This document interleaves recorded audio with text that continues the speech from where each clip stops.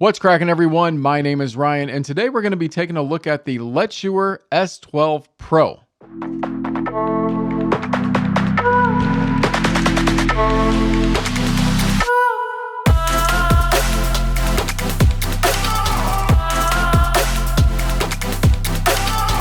Now, this is a single planar driver IEM from Letshuoer. It retails in at $169. And I would like to send a big thank you to Letshuoer, who did send this out in exchange for my review. All thoughts and opinions are of my own. All right, so the driver of the S12 Pro is a 14.8 millimeter single planar driver. Now, it is 16 ohms of impedance and 102 dB of sensitivity. The chassis on this is an aluminum alloy chassis, and it has got some nice CNC machining to it so that it's a very smooth finish. No rough edges on this. And even this little abstract look that you get on here with this nice little, shiny metal rectangle, I like to call that, gives it a nice appeal. It's not going to be for everyone, but I appreciated this. And to my knowledge, this only comes in this blue color for the Pro version. Now, the regular S12 version, I have personally not heard, but that does come in a different colorway as well as other things not making it Pro, right? All right, so inside the box, you're going to get the IEMs themselves. You're going to get 3 sets of tips. You get 2 sets of silicone tips, one clear, one black. You get 1 set of memory foam tips. You get this very nice faux leather case to put them in.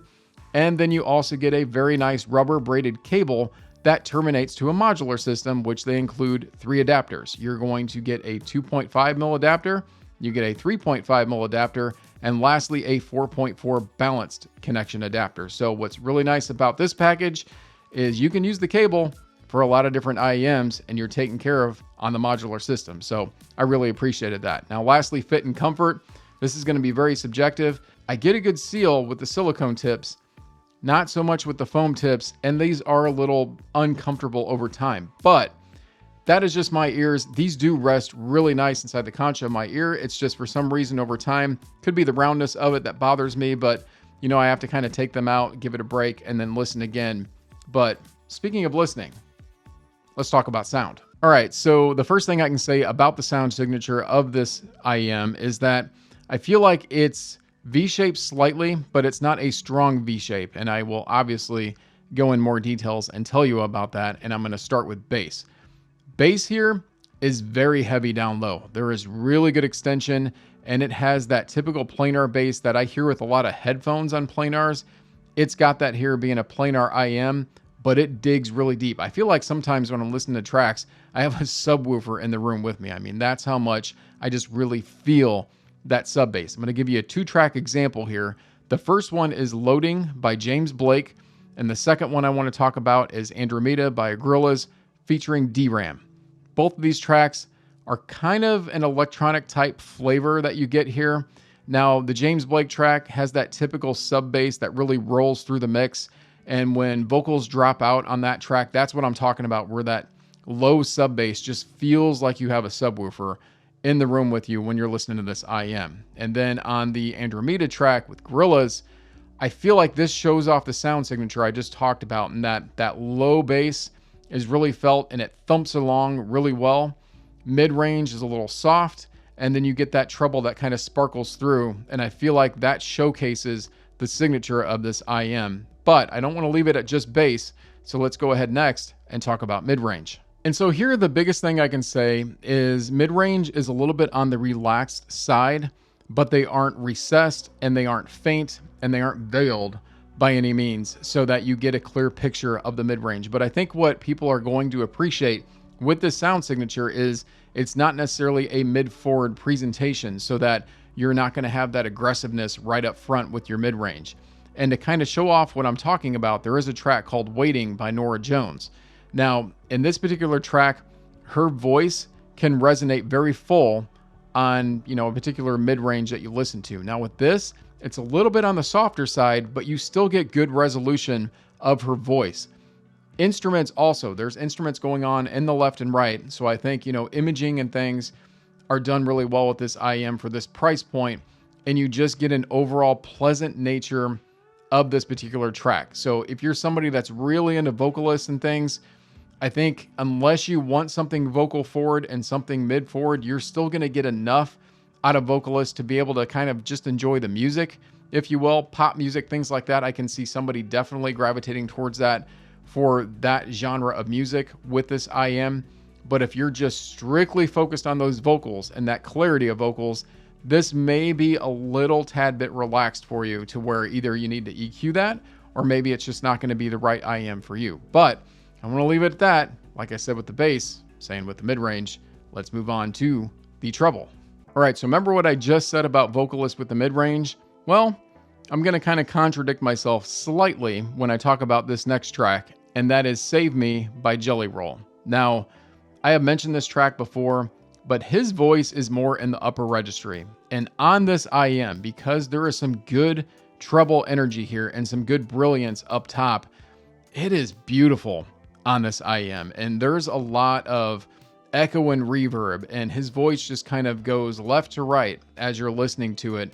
And you hear his guitar crystal clear. And that's one thing with this track, is that on a good device that you listen to, you'll hear kind of some of the throat clearing and things that you might hear in some voice and some of those details that you pick out.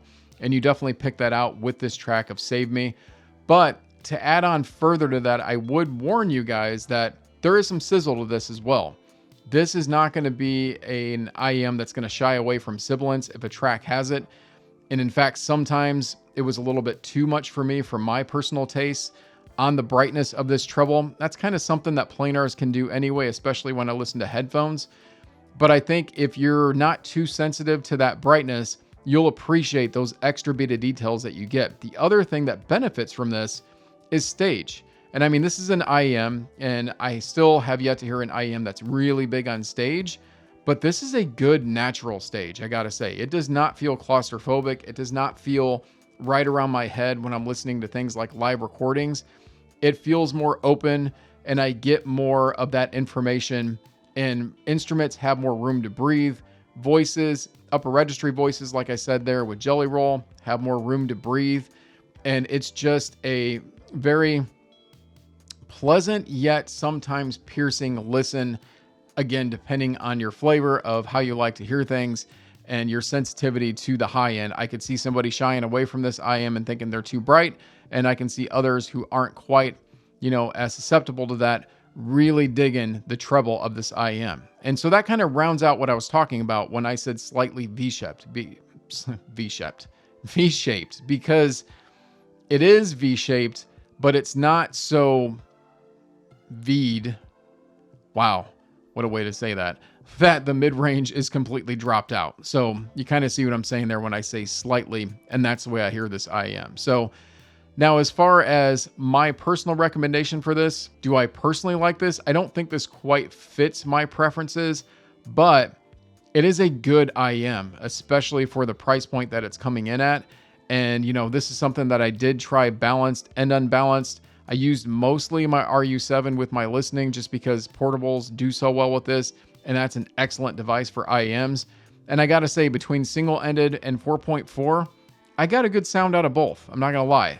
Now, the one thing I will say, on the foam tips, I didn't get a good sound example from those. So everything I've talked to you about so far was with silicone tips, because with the foam, I just couldn't get the seal, which is odd because normally that's one thing people use foam for.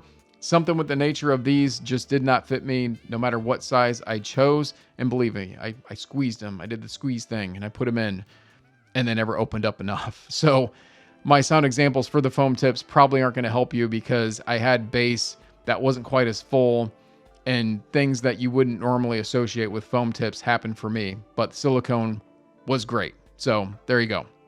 Hopefully you guys enjoyed this video. If so, please smash that like button for me. And if you haven't done so already, what are you waiting for? Please join me on this channel. Subscribe. I would highly appreciate that. Just like I highly appreciate all of you watching this video. All right, guys, I will see you in the next one.